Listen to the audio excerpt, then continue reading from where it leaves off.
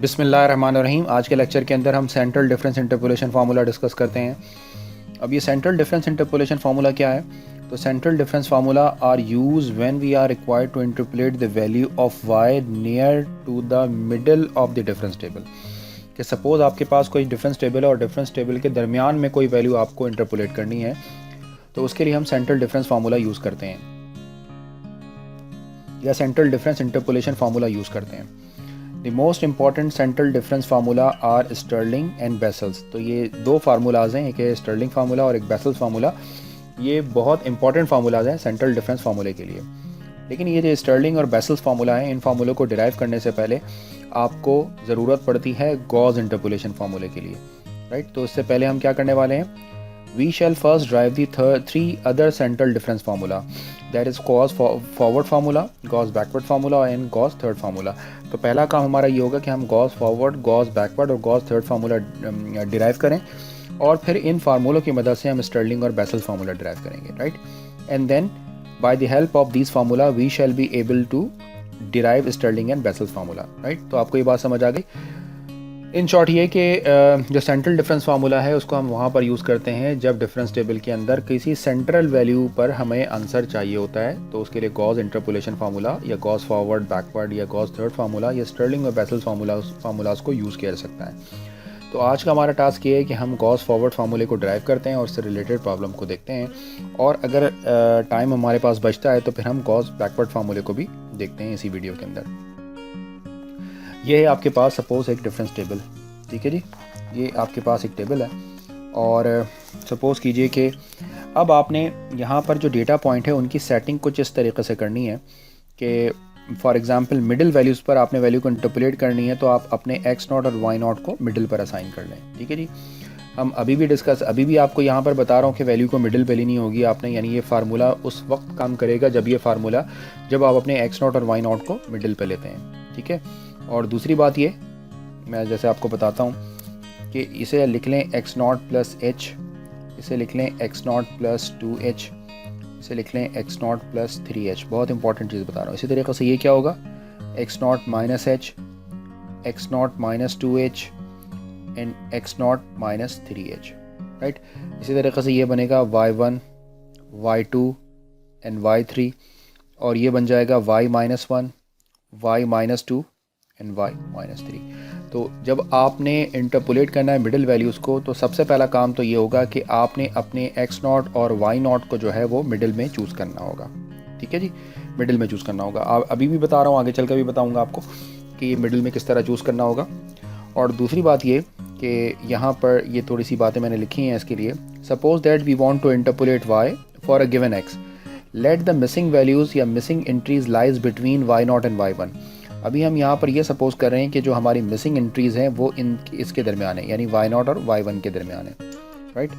तो या आप यूँ समझ लें कि y नॉट के करीब है, ठीक है, और near to the y naught, और एग्जैक्ट इन द सेंटर, या y नॉट और y नॉट के सेंटर में है, कुछ भी सपोज कर लें। Therefore this formula is obtain by putting. तो इसका मतलब ये है कि अब हम अपना फार्मूला बना सकते हैं। तो ज़रा मैं दोबारा से आपको चीज़ बता दूं कि आपने ये जो डिफरेंस टेबल, जो टेबल आपने फॉर्म करना है, यानी ये फार्मूला जो मैं बना रहा हूँ, ये फार्मूला मैं इस तरह बना रहा हूँ कि आपने अपने x नॉट और y नॉट को दरमियान में सपोज करना है, ठीक है। तो जो आपके पास एग्जाम्पल के अंदर जो डेटा आपके पास गिवन होगा और जिस वैल्यू में आपने मिडिल वैल्यू इंटरपोलेट करना होगा, तो पहला काम तो ये करना होगा, आपने अपने x नॉट और y नॉट को चूज़ करना होगा और x नॉट और y नॉट को मिडिल में चूज़ करना होगा। आगे वाली वैल्यूज़ जो होती हैं यकीनन x नॉट के अंदर ऐड होती जाएंगी, और पीछे वाली वैल्यूज़ जो हैं वो x नॉट के अंदर से सब्ट्रैक्ट होती जाएंगी। इसके साथ जो फंक्शन की वैल्यू है, यानी y1, y2, y3 इस तरह लिखा जाएगा, और y माइनस 1, y माइनस 2 और y माइनस 3 इस तरह लिखा जाएगा, इसके कॉरस्पॉन्डिंग फंक्शन की वैल्यूज़, ठीक है जी। तो एक बात तो ये हो गई, और दूसरी बात ये कि हम इसे जो है वो x1 सपोज कर रहे हैं, ये हमारा x2 होगा, ये हमारा x3 होगा, ये हमारा x4 होगा, ये हमारा x5 होगा, और ये हमारा x6 होगा। अब ऑफ कोर्स ये चीज़ आपको कन्फ्यूजन की बात नहीं है। अब तक हमने न्यूटन्स फॉरवर्ड फार्मूले के अंदर जो अपने डेटा पॉइंट सपोज किए हैं वो x not, x1, x2, x3, x4, इसी तरीके से y not, y1, y2, y3, y4 करके सपोज किए हैं। अब जबकि आप जो है वो मिडिल में x नॉट, यानी जो आपके सब स्क्रिप्ट हैं वो कुछ पॉजिटिव भी हैं और सब स्क्रिप्ट जो हैं वो कुछ नेगेटिव भी हैं, तो उसी के अकॉर्डिंग जो x की जो वैल्यूज़ हैं अगर आप उसको इस तरतीब से लेते हैं, यानी जो पॉजिटिव वैल्यू है पहली, यानी x0 प्लस एच इसको x1 लेते हैं, x0 माइनस एच को x2 लेते हैं, x0 प्लस 2h को x3 लेते हैं, इसी तरीके से इसे x4 लेते हैं, इसे x5 लेते हैं, इसे x6 लेते हैं, तो आपके पास जो फार्मूला बनकर आएगा वो इतना सिंपल और सूटेबल होगा कि आप आसानी से उसको मेमोराइज कर सकेंगे और आसानी से उसको यूटिलाइज़ कर सकेंगे। इन केस अगर आपको लगता है कि इसे x0, इसे x1, इसे x2, इसे x0, y0, x1, y1, x2, y2 लेना है, तब भी आप अपना फार्मूला ड्राइव कर सकते हैं। लेकिन फार्मूला तो बन जाएगा, लेकिन वो फार्मूला बिल्कुल भी आप इजीली मेमोराइज़ नहीं कर सकेंगे और बहुत कॉम्प्लिकेटेड होगा। ठीक है, तो थोड़ी सी ये जो है वो बातें आपको बतानी थी। अब चले हम अपने फार्मूले की तरफ चलते हैं। तो करना कुछ भी नहीं है, जो मैं आपको पहले भी बता चुका हूँ, बहुत आसान है। पहला काम तो ये है कि आपने x0 को x0 ही पुट करना है, जबकि x1 जहाँ कहीं लिखा होगा उसमें उसको x0 प्लस h लेना है, और x2 का मतलब होगा x0 माइनस h, और फिर x3 का मतलब होगा आपके पास x0 प्लस 2h, जबकि x3 का मतलब होगा x4 का मतलब होगा x0 माइनस 2h।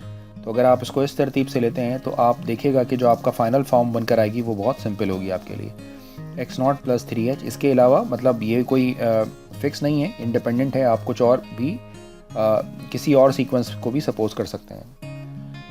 तो मैं क्या करने वाला हूँ, मैं करने वाला ये हूँ कि जो मैंने अपने प्रीवियस लेक्चर के अंदर न्यूटन्स डिवाइडेड डिफरेंस फार्मूला बनाया था, मैं उसको यूटिलाइज़ कर Gauss interpolation, Gauss forward interpolation formula जो है वो डिराइव करने की कोशिश कर रहा हूँ। ठीक है जी, तो उसको हम देखते हैं। तो according to Newton's divided difference formula,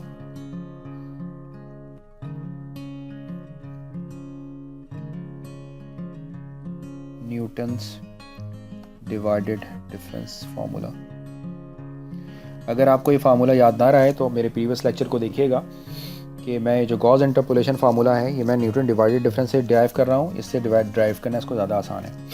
कैसे लिखा था, y इज़ इक्वल टू, इसकी डेरिवेशन लास्ट लेक्चर में मेरे मौजूद है, y is equal to f x is equal to, और ये फार्मूला भी आपको रिकॉल करता चलूँ, उसी पॉलिनॉमियल से ही ड्राइव किया था, y0 and then x minus x0, फिर a1 होता था, a1 की जगह पर आप लिखते थे f of x0 comma x1 and then x minus x0, x minus x1, और ये बन जाता था f of x0 x1 comma x2। एक दो टर्म्स और लिख लेते हैं ताकि हमें इसको प्रोसीड करना आसान हो जाए, x minus x0, x minus x1, x minus x2 and f of x0, x1, x2 and x3 and so on। तो इस फार्मूले को हम कहते हैं न्यूटन्स डिवाइडेड डिफरेंस फार्मूला। जिस तरह आपको याद होगा कि आपने ये जो कोफिशिएंट्स थे उनकी values Newton divided difference table से आपने ये रखी थी लास्ट सेशन में, आप ज़रूर उसको देखिएगा। इसी तरीके से हमने यहाँ पर इसकी वैल्यू को सिंप्लीफाई, यानी ये जो x1, x2, x1, x2, x3, x4, x5, x6 है उसको यहाँ पर x0, x1, x2, x3 इनसे चेंज करना होगा। अब देखिए कि चेंज करने के बाद ये फार्मूला क्या बनता है, तो हम इसको प्रोसीड करते हैं। राइट, अब बहुत गौर से अब आपने देखना है कि हम क्या करने वाले हैं यहाँ पर। ठीक है जी, तो पहली बात तो ये है कि यहाँ पर ये जो x0, x1, x1, x2 ये इस तरतीब के साथ हैं, तो आपने अपने फंक्शन की जगह पर इन वैल्यूज़ को पुट कर देना है। तो बहुत गौर से देखिए हम इसको किस तरह लिख रहे हैं। जी जनाब, ये y इज़ इक्वल टू, ये y0 तो एज इट इज़ रहेगा, और ये जो x माइनस x0 है फ़िलहाल इसको भी एज इट इज़ रखते हैं। अच्छा जी, ये जो f ऑफ x0 है ये ऑफ कोर्स x0 तो x0 के इक्वल है, जबकि ये जो x1 है ये x1 x0 प्लस h के इक्वल है। तो x0 की जगह पर आप x0 प्लस h लिख दीजिएगा। ठीक है जी, फिर उसके बाद जो नेक्स्ट टर्म है आपके पास, इसमें x माइनस x0 सेम होगा, x माइनस x1 भी फ़िलहाल सेम है। नेक्स्ट स्टेप में इसको चेंज करते हैं, और बल्कि हम इसको इसी स्टेप में इसको काम करते जाते हैं क्योंकि थोड़ा सा टाइम सेव हो जाएगा हमारे पास। ये x0 तो सेम रहेगा, बट ये जो x माइनस x1 है, x1 की जगह पर उसकी वैल्यू डालते जाते हैं। तो ये x0 प्लस h है, तो माइनस टाइम मल्टीप्लाई करेंगे तो माइनस x0 माइनस h हो जाएगा, ये बनेगा minus x0 and minus h। ठीक हो गया। अब यहाँ पर फंक्शन की वैल्यू लिखनी है। फंक्शन में ये जो x0 है ये तो सेम रहेगा, जबकि ये जो x1 है ये बनेगा x0 प्लस h, और ये जो x2 है ये बनेगा x0 माइनस h। ठीक है जी। इसी तरीके से एक स्टेप हम और परफॉर्म कर लेते हैं। मैं स्क्रीन को स्क्रॉल कर रहा हूँ, कोई चीज़ नहीं समझ आया तो आप स्क्रीन स्क्रॉल कर वापस चेक कर सकते हैं। प्लस नेक्स्ट टर्म हम लिख रहे हैं x minus x not same रहेगा। फिर x माइनस x1 था तो उसको आप लिख सकते हैं x minus x not minus h, क्योंकि x1 की वैल्यू ऊपर से आपने पुट कर दी। फिर x माइनस x2 था तो ये बनेगा x minus x not minus minus plus h बन जाएगा। ठीक है जी। फिर इसके बाद f of x not x1 x2 x3 था तो उसको आप लिखने वाले हैं x नॉट, ठीक रहेगा, x1 की जगह पर x नॉट प्लस h लिखने वाले हैं, और x2 की जगह पर x नॉट माइनस h लिखने वाले हैं, x3 की जगह पर x नॉट प्लस 2h लिखने वाले हैं। राइट। तो इसी तरीके से एंड सो ऑन ये कंटिन्यू चलता रहेगा।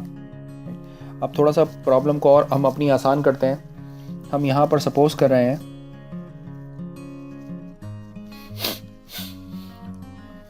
जी हम यहाँ पर सपोज कर रहे हैं कि ये जो u है हमारे पास ये x minus x not upon h के बराबर है। ठीक है। तो अब आपने यहाँ पर u इंट्रोड्यूस करना है। अब देखें, इसको आप चाहें तो यूँ भी लिख सकते हैं कि ये जो HU है ये basically x minus x not के बराबर है। तो जहाँ कहीं इस प्रॉब्लम के अंदर आपको x माइनस एक्स नॉट दिखता है आप उसकी जगह पर ये देखें x माइनस एक्स नॉट, इसी तरीके से ये है x माइनस एक्स नॉट, ये है x minus x not.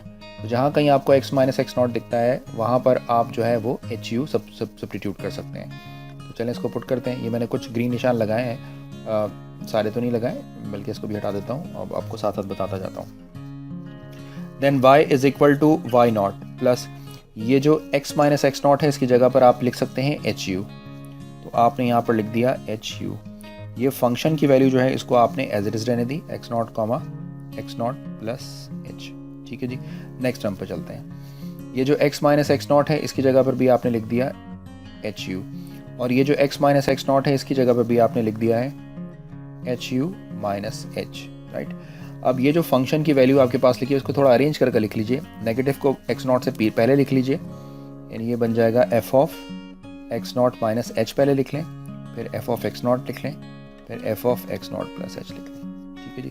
Next term पे चलते हैं। जो नेक्स्ट टर्म है आपके पास वो ये है, तो इसकी जगह पर आपने लिखने वाले हैं HU x not minus x not HU minus h x minus x not HU plus h। Right. और यहाँ पर भी आप क्या करने वाले हैं, थोड़ा सा इसको अरेंज करके लिख लीजिए। ये नेगेटिव को पहले लिख लीजिए आप, तो नेगेटिव को आप पहले लिखेंगे तो एक्स नॉट माइनस h होना चाहिए, फिर एक्स नॉट होना चाहिए, फिर एक्स नॉट प्लस h होना चाहिए, और इसी तरीके से फिर एक्स नॉट प्लस 2h होना चाहिए। सिमिलरली अगर मैं एक और टर्म लिखना चाहूँ जो मैंने नहीं लिखी ऊपर, तो वो क्या बनेगी, वो बनेगी HU, फिर बनेगी HU माइनस h, फिर बनेगी आपके पास HU प्लस h, ये तो प्रीवियस है। फिर जो नेक्स्ट टर्म बनती है वो बनती है HU माइनस 2h बनेगी। ठीक है जी। तो इस तरह आप इसको लिख सकते हैं। और यहाँ पर जो फंक्शन की वैल्यू उसको भी आप अरेंज करके लिख लें, तो ये एक्स नॉट माइनस 2h, फिर ये बनेगा एक्स नॉट माइनस h, फिर ये बनेगा एक्स नॉट, फिर x not plus h, comma x not plus 2h bracket and then so on. ठीक है जी। उम्मीद है कि ये चीज़ें आपको अभी तक समझ आ रही होंगी। तो ये आपके पास बन गई, आप सपोज कर लें इक्वेशन नंबर A। तो इसको थोड़ा सा और हम सिंप्लीफाई करते हैं। तो अब आप इसका ज़रा नेक्स्ट स्टेप देखिएगा, इसको हम कैसे सिंप्लीफाई कर रहे हैं। पहला काम तो ये करते हैं कि ज़रा फंक्शन की वैल्यू को मैं ज़रा आपको बताना चाहता हूँ कि ये क्या हो जाएगा, ये क्या बन जाएगा, ये क्या बन जाएगा और ये क्या बन जाएगा। ज़रा इसको हम देखते हैं। ठीक है जी। तो हम इसको जो है वो अपने पेन चेंज करते हैं। अच्छा जी, अगर मैं आपसे कहता हूँ कि ये मेरे पास लिखा हुआ है एक्स नॉट कॉमा x1, तो इसको आप कैसे लिखते थे। आपको याद होगा कि ये लिखा जाता था एक्स नॉट, और x1 अभी आपको मैंने बताया x1 क्या था, ये था एक्स नॉट प्लस h। ठीक है जी। तो अगर आप इसको सिंप्लीफाई करें तो इसको आप, ये न्यूटन डिवाइडेड डिफरेंस है, तो ये बनेगा f of x not plus h minus f of x not divided by h। तो f of x not plus h अगर आप चाहें तो उसको आप लिख सकते हैं, ये बनता है y1 minus y naught divided by h, और आप इसको चाहें तो del y naught upon h भी लिख सकते हैं। उम्मीद है कि ये चीज़ समझ आ गई होगी। इसी तरीके से अगर कहीं आपके पास कहीं लिखा हुआ है, फॉर एग्जाम्पल आप अगर इसको देखें, सेकंड वाले को देखें।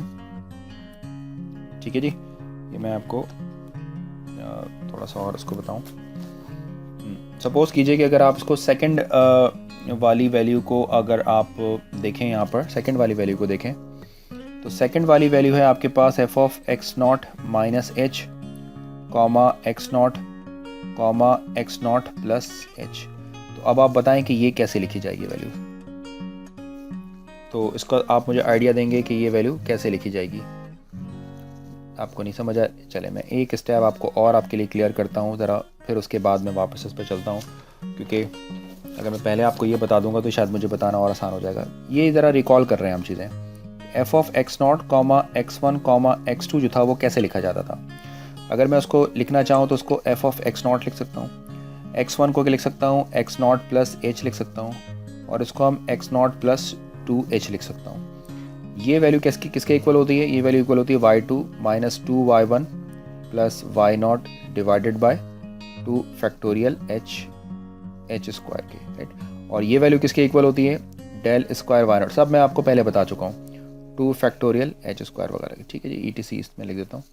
तो यहाँ पर एक बात तो ये समझ आती है कि अगर आपके पास ये वाली जो फंक्शनल वैल्यूज़ हैं, फॉर एग्जांपल अगर आप उसको किसी खास सीक्वेंस में लिख लेते हैं, जैसे एक्स नॉट है, ये एक्स नॉट प्लस एच है और ये एक्स नॉट प्लस 2h है, तो यहाँ पर फॉर एग्जांपल अगर ये 3 वैल्यूज़ हैं तो ये बनेगा आपके पास डेल्टा स्क्वायर, ये जो इनिशियल वैल्यूज़ है y not 2 factorial h cube. समझ आ गई ये बात। अगर ये सीक्वेंस में लिखी जाए, जैसे ये सीक्वेंस में लिखी हुई है ना, ये एक्स नॉट है और ये एक्स नॉट प्लस एच है, तो यहाँ पर इसे लिखा जाएगा, क्योंकि यहाँ पर 2 वैल्यूज़ हैं तो यहाँ पर आप सिंगल डिफरेंस ये लिखेंगे del y naught over h, ठीक है जी। तो इसी तरीके से ये बात हमें यहाँ से हमने ये बात अडॉप्ट कर ली कि अगर आपके पास ये जो फंक्शन की वैल्यूज़ है यहाँ पर किसी ख़ास सीक्वेंस में, किसी ख़ास तरतीब में, प्रॉपर तरतीब में लिखी हुई हो, जो सबसे इनिशियल वाली वैल्यू होती है उसके साथ डेल स्क्वायर या डेल क्यूब कर आप इन वैल्यूज़ को लिख रहे होते हैं, ठीक है जी। ये पॉइंट समझ आ गया। अब अगर ये पॉइंट समझ आ गया तो वापस अपने फंक्शनल की वैल्यू की तरफ चलते हैं। जी जनाब,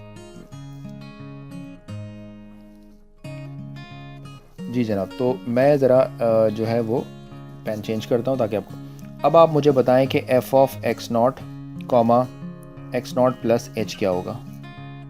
जी जनाब, ये चीज़ तो इनिशियली अभी आपने देखा कि आपके फंक्शन की वैल्यू बिल्कुल सेट हुई हुई है, तो ये अगर सेट हुई हुई है तो इसे लिखना होगा del y naught over h, right. आगे बढ़ते हैं। इसी तरह आप मुझे ये बताएं कि आपके पास जो नेक्स्ट वैल्यू है वो है F of x not minus H, आपने अरेंज कर ली एफ ऑफ एक्स नॉट और F of x not plus H, यानी आपने इसको प्रॉपर अरेंज कर लिया, यानी एक्स नॉट माइनस एच यकीनन इससे पहले आएगा, फिर एक्स नॉट होगा, फिर एक्स नॉट प्लस एच होगा। तो अब आप मुझे बताएं कि इसको कैसे लिखने वाले हैं। इसको हम लिखने वाले हैं डेल, पहले तो 3 वैल्यूज़ हैं तो डेल स्क्वायर लिखने वाले हैं, और फिर ये एक्चुअली ये माइनस एच हो रहा है यहाँ पर, तो ये माइनस एच हो रहा है तो इसके ऊपर सब स्क्रिप्ट में y -1 लिखें, और ये 3 वैल्यूज़ हैं तो 2 फैक्टोरियल एन एच स्क्वायर डाल दीजिए। उम्मीद है कि आपको ये चीज़ समझ आ गई होगी। इसी तरीके से जो थर्ड फंक्शन की वैल्यूज़ हैं, जिसको अगर आप अरेंज करें तो एक्स नॉट माइनस एच बनेगा, फिर एक्स नॉट होगा, फिर आपके पास एक्स नॉट प्लस एच है, और फिर आपके पास एक्स नॉट प्लस 2h है। तो इस नोटेशन में अगर ये डेल वाली नोटेशन में आपने लिखना हो तो कैसे लिखेंगे, चूँकि आप अपनी फंक्शन की सारी वैल्यू को अरेंज कर चुके हैं, तो यहाँ पर एक्चुअली माइनस एच है तो इसको आपने लिखना होगा, और यहाँ पर 4 वैल्यूज़ हैं तो इसको आपने लिखना होगा डेल क्यूब, y -1 ही रहेगा, ये 3 फैक्टोरियल हो जाएगा और h क्यूब हो जाएगा, राइट। चले जी, एक और वैल्यू को आप लिख कर दिखाएं, उम्मीद है कि आपको समझ आ गई होगी।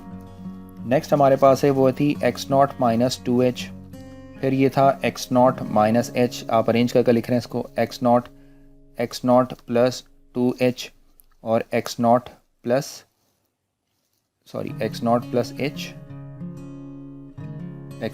h and x not plus 2h। तो अब आप बताएं कि ये वैल्यू क्या होगी। पहले तो ये कि यहाँ पर 1 2 3 4 5 डेटा पॉइंट्स हैं तो इसे आपने डेल 4 लिखना होगा y। फिर यहाँ पर ये जो है वो -2h एक्चुअली लिखा हुआ है, तो ये आपको ये हिंट बताता है कि यहाँ पर -2 आएगा। और सेकंड ये कि ये 4 factorial and then h power 4 बन जाएगा। उम्मीद है आपको ये बात समझ आ गई होगी। एक और मैं आपसे पूछने वाला हूँ कि अगर कहीं आपके पास x not minus 2h, x not minus h, x not comma x not plus h, x not plus 2h और एक्स नॉट प्लस 3h लिखा है, तो अब आप क्या करेंगे। ऑफ कोर्स यहाँ पर आपके पास 6 डेटा पॉइंट हैं तो इसको आपने डेल 5 लिखना होगा। y के ऊपर पावर कौन सी आएगी, ये देखिए -2 है, तो यहाँ पर इसको y के ऊपर सबस्क्रिप्ट -2 डाल दें, इसे आप 5 फैक्टोरियल लिख दें और इसे आप h5 लिख दें। ठीक है, तो ये जो सारी वैल्यूज़ हैं इनको आप पुट कर दें। एक बात और समझ आ रही है यहाँ पर, देखें ये तो y0 पहले एक दफ़ा आया, फिर y-1, फिर y-1 2 टाइम्स आया, फिर y-2, y-2 2 टाइम्स आया। ठीक है जी, तो ये जो आपके पास वैल्यूज़ हैं इस तरह बढ़ रही हैं। तो यहाँ पर ये जो मैंने ग्रीन से हाईलाइट की हुई है सबको, ये सब मैं यहाँ पर सब्स्टिट्यूट कर रहा हूँ और साथ साथ मैं यहाँ से h को कॉमन भी निकाल रहा हूँ। तो आप चूँकि यहाँ पर स्पेस थोड़ी सी कम है तो अपने स्क्रीन को स्क्रॉल कर इसको देख लीजिएगा। तो ये दो काम मैं यहाँ पर एक साथ साथ कर रहा हूँ और जब मैं इन दोनों कामों को एक साथ करता हूँ तो मेरे पास जो फाइनल रिज़ल्ट बनता है वो रिज़ल्ट बनेगा y = y0 प्लस। ठीक है जी, और इधर देखिए ये जो पहली टर्म है ये है आपके पास HU, और ये जो f ऑफ x0 और x0 प्लस h के लिए जो हमने आंसर निकाला है वो आंसर है आपके पास del y0। तो ये वाला h इस h से कैंसिल हो जाएगा, तो ये बचेगा u del y0। इसी तरीके से यहाँ पर h एक होगा और यहाँ से h और कॉमन होगा तो h² कॉमन आ जाएगा। जब आप h² कॉमन ले लेंगे तो ये बनेगा u and u-1, और ये जो तमाम वैल्यूज़ हैं ये तमाम वैल्यूज़ एक्चुअली बनती हैं del square y0 2 factorial h²। तो h² से h² कैंसिल हो जाएंगे, तो टेक्निकली सारे h² कैंसिल हो जाएंगे आपके पास, यानी सारी h की वैल्यूज़ कैंसिल हो जाएंगी और नीचे ये फैक्टोरियल वाली टर्म्स बचेंगी। ठीक है जी, तो जो final full and final form बनकर आएगी आपके पास वो बनेगी y0 then u del y0 plus u-1 divided by 2 factorial del square y-1 plus फिर u-1 u+1, ऊपर आप देखिएगा एक u+1 भी है, यानी एक वैल्यू नेगेटिव और एक वैल्यू पॉजिटिव में चल रही है। और टेक्निकली अगर आप इसको देखें तो ये आपके पास जो है वो बाइनोमियल थ्योरम जैसा ही है। फिर जो नेक्स्ट टर्म बन रही है वो आपके पास u-1 u+1 एंड u-2 आपके पास वैल्यूज़ हैं, और डिवाइड में आपके पास आ रहा है 4 फैक्टोरियल, और ये बन जाएगा आपके पास del पावर 4 y-2। इसी तरीके से प्लस के साथ है u-1 u+1 u-2 and u+2, और डिवाइडेड बाय क्या हो रहा है 5 फैक्टोरियल, और नीचे आएगा del 5 पावर y-2। राइट, तो इसी तरीके से उम्मीद है कि आपको ये फार्मूला समझ आ गया होगा। तो ये जो फार्मूला है इस फार्मूले को हम कहते हैं गॉस फॉरवर्ड फार्मूला। तो ये फार्मूला बहुत इंपॉर्टेंट फार्मूला है। तो ये जो फार्मूला है इस फार्मूले को हम कहते हैं गॉस फॉरवर्ड फार्मूला। तो इसको भी आपने क्या करना है, अपनी कॉपी में कहीं बैक पर लिख लेना है। तो ये गॉस फॉरवर्ड फार्मूला है। अब यहाँ पर एक दो इंटरेस्टिंग बातें हैं जो आपको आपके साथ शेयर करनी है यहाँ पर। अब आप नोट करें कि ये इसमें जो बाद में आपको इस पूरे फार्मूले को याद रखने की भी कोई ख़ास ज़रूरत नहीं बचेगी। ये देखना है आपने, ये del y0 कहाँ से मिलेगा, del स्क्वायर y-1 कहाँ से मिलेगा, del क्यूब ऑफ y-1। ठीक है जी, तो इनकी वैल्यूज़ देखते हैं कि ये कहाँ से आपको मिलेगी। तो वापस हम बनाते हैं एक अपना डेटा टेबल। ठीक है जी, तो पहले हम अपना एक टेबल फॉर्म करते हैं, एक बड़ा सा एक टेबल फॉर्म करते हैं और फिर यहाँ पर इसकी लाइंस बना लेते हैं। मैं बहुत डिटेल से आपको समझाने की कोशिश कर रहा हूँ, तो अगर कोई चीज़ मिस कर रहे हो तो पीछे से ज़रूर उसको देखते हुए जाओगे। 6 लाइंस और बना लेते हैं।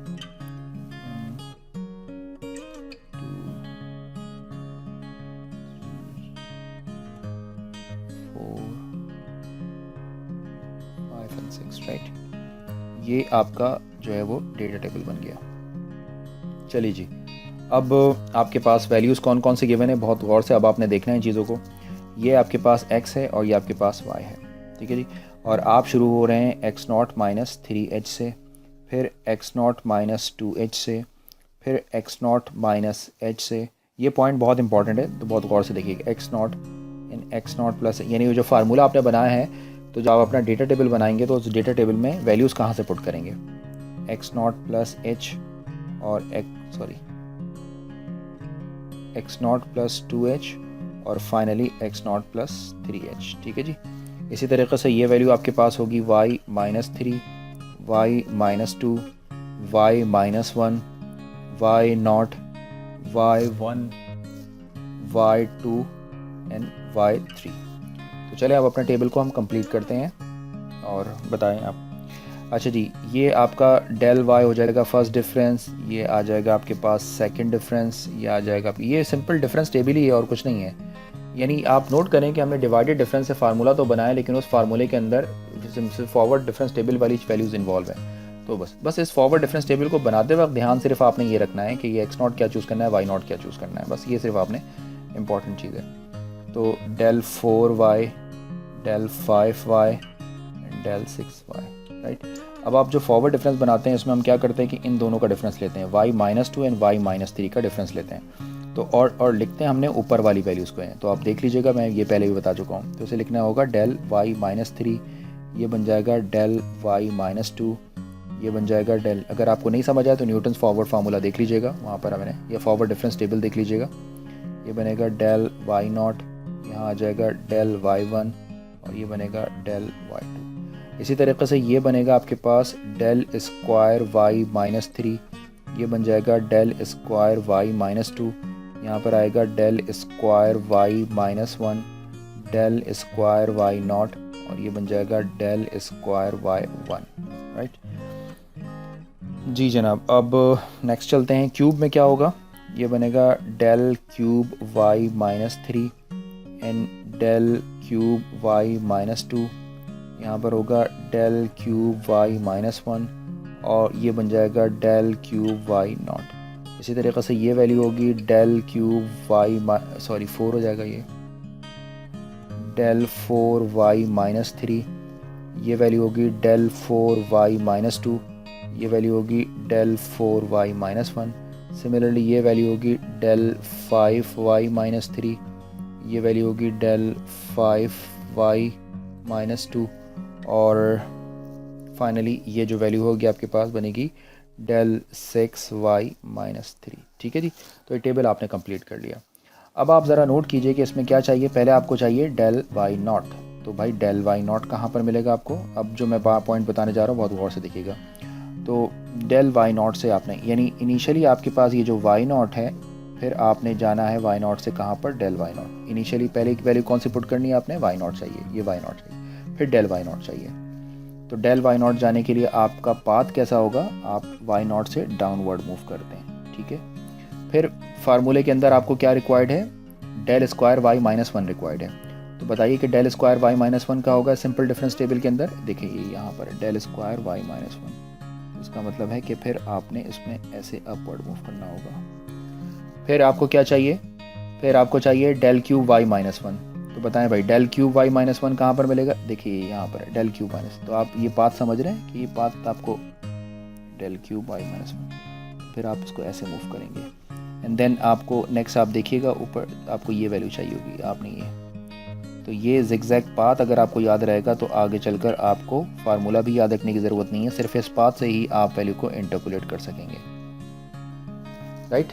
तो इसका मतलब ये हो गया कि जो भी आप y0 चूज़ करेंगे तो न्यूटन्स फॉरवर्ड फार्मूले के अंदर पहले आप जो है वो डाउनवर्ड मूव करते हैं, देन अपवर्ड मूव करते हैं, ठीक है जी। तो न्यूटन, और यहाँ से ही ये बात क्लियर होती है कि जब न्यूटन बैकवर्ड फार्मूला हम पढ़ेंगे तो न्यूटन बैकवर्ड फार्मूला में पहले अपवर्ड मूव करेंगे और फिर डाउनवर्ड मूव करेंगे, ठीक है जी। तो न्यूटन्स फॉरवर्ड फार्मूले के लिए इस बात को आपने अपने जहन में बिठा लेना है कि जो भी आपने x0 y0 चूज़ करना है वहाँ से आपने डाउनवर्ड मूव करना है, फिर अपवर्ड, फिर डाउनवर्ड, फिर अपवर्ड, फिर डाउनवर्ड, इस तरह। और न्यूटन्स बैकवर्ड फार्मूले में y0 से पहले अपवर्ड मूव करना है, फिर डाउनवर्ड, इस तरह जिगजैग पाथ आपके पास बनेगा, ठीक है जी। अब ये x0 और y0 की वैल्यू को चूज़ कैसे करना है, ये प्रॉब्लम को देखकर भी आप आइडिया कर सकते हैं। तो एक प्रॉब्लम को भी हम यहाँ पर जल्दी से डिस्कस कर लेते हैं ताकि ये टॉपिक हमारा कंप्लीट हो जाए। तो एक एग्जाम्पल देखते हैं हम, estimate f of 5 in the following by using Gauss forward, by using Gauss's forward interpolation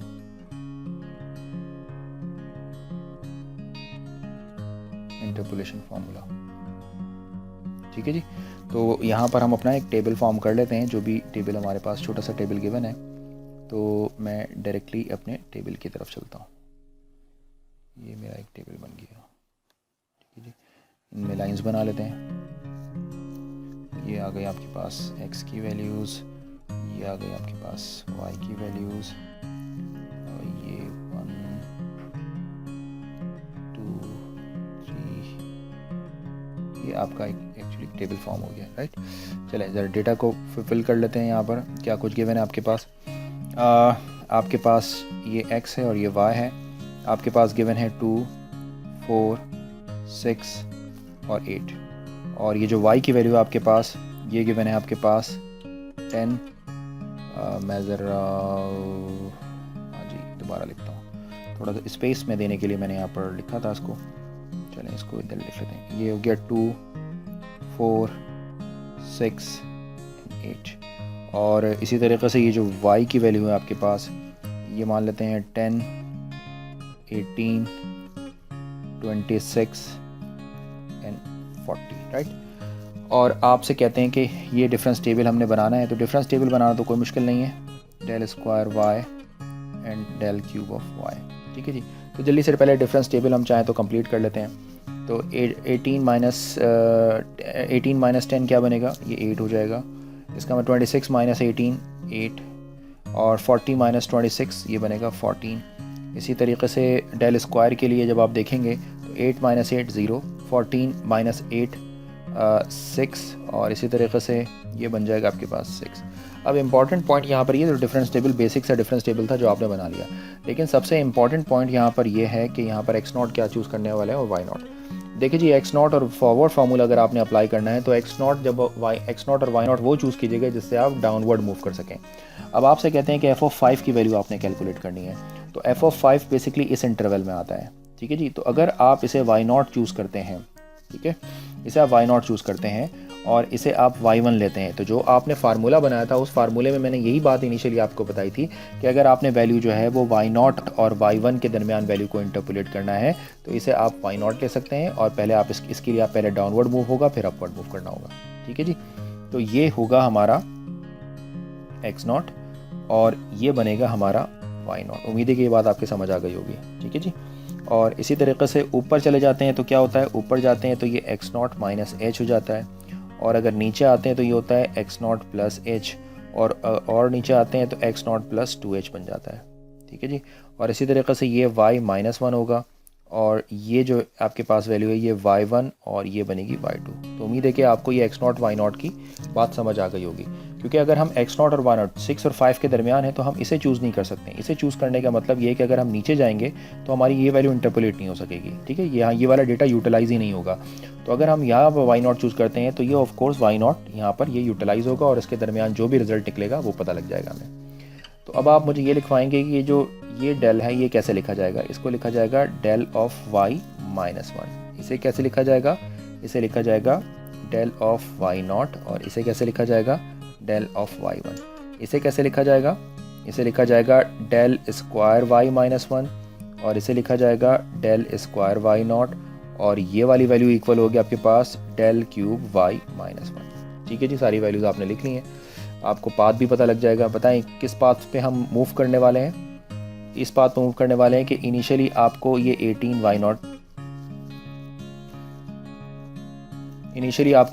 y0 required होता है, फिर y0 से जो है वो आप डाउनवर्ड मूव करते हैं, आप 8 पर चले जाएंगे, फिर यही बताया था ना आपको 8 पर, और फिर आपने अपवर्ड मूव करना होता है, फिर आप 0 पर चले जाएंगे, और फिर आपने डाउनवर्ड मूव करना होता है, फिर आप 6 पर चले जाएंगे। देखिए आपका फार्मूला भी कुछ इसी तरह बनेगा, ठीक है। लेकिन उसके लिए u की कैलकुलेट करने की ज़रूरत होती है, तो u भी हम कैलकुलेट कर लेते हैं, अपना फार्मूला भी रीराइट कर लेते हैं। तो according to Gauss forward interpolation formula क्या होता है बेसिकली आपके पास, वो होता है formula f of x is equal to y0 plus u del y0, and then u minus 1 होता है पहले, फिर होता है 2 फैक्टोरियल, फिर क्या लिखेंगे इस टेबल को देखते हुए डेल स्क्वायर y माइनस 1 लिख देंगे। नेक्स्ट टर्म आप क्या लिखने वाले हैं u minus 1 and u plus 1 divided by 3 factorial, और ये बन जाएगा del cube y minus 1, right. तो वो ऊपर वाले फार्मूले से भी आप चाहें तो निकाल लें वैल्यूज़। तो u की वैल्यू आपके पास होती है क्या, x minus x0 over h। x की वैल्यू है 5 क्योंकि f ऑफ 5 है, और x नॉट यहाँ पर क्या है, x नॉट है 4 डिवाइडेड बाय h, h क्या हो जाएगा यहाँ पर 2। तो सिंप्लीफाई करेंगे तो आंसर बनेगा आपका 1/2 विच इज़ इक्वल टू 0.5। इन सारी वैल्यूज़ को उठाकर अपने फार्मूले के अंदर सब्स्टिट्यूट कर दें। आप अपने पेज को स्क्रॉल कर लीजिएगा। तो f ऑफ 5 के लिए जी, तो f ऑफ 5 के लिए जो आपका रिजल्ट बनकर आएगा वो बन जाएगा y नॉट, y नॉट का मतलब होगा 18 plus u del y naught 8 plus 1/2 minus 1/2 divided by 2 multiply by 0। फिर उसके बाद क्या बनेगा आपके पास u यानी 1/2 and then u minus 1 minus 1/2, फिर u प्लस 1 यानी 3/2 and divided by 3 factorial which is equal to 6। Del cube of y ये 6 इससे कैंसिल भी हो गया।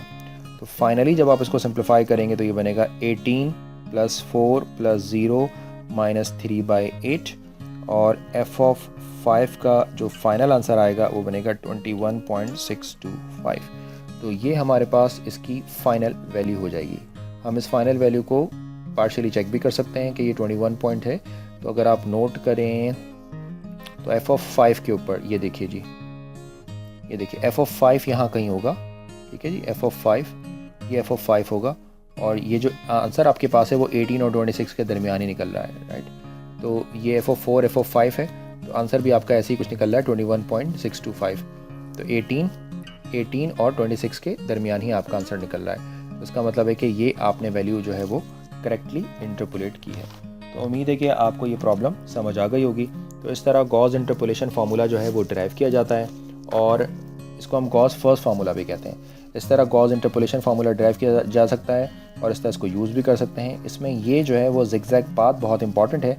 इसके लिए आपको किसी टेबल को याद रखने की ज़रूरत नहीं पड़ेगी अगर आप इस पाथ को अच्छे तरीके से देखते हैं। एंड में जब मैं सारी इंटरपोलेशन पढ़ाने के बाद जब चीज़ें कंक्लूड करूँगा तब आपको और डिटेल से इसको रिकॉल करवा दूँगा कि फॉरवर्ड इंटरपोलेशन के अंदर पहले आप डाउनवर्ड मूव करते हैं वाई नॉट से, फिर अपवर्ड मूव करते हैं, ठीक है जी।